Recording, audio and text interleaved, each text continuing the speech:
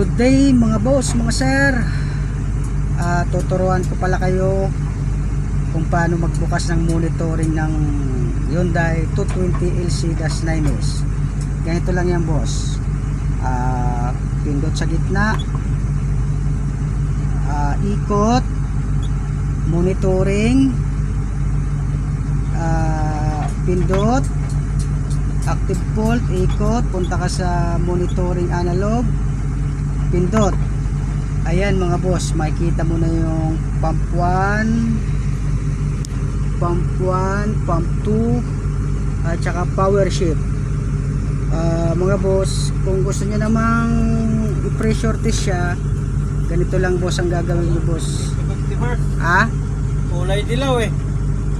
Eto boss, Kulay dilaw. kulay dilaw. Ito boss, kung kita nyo na yan boss kung paano pressure test dito sa Hyundai.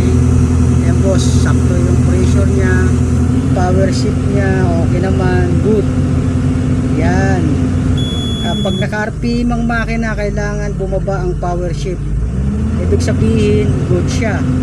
Pero pag hindi siya bumaba, ibig sabihin nagmamalfunction ang electrical system. So yun lang mga boss.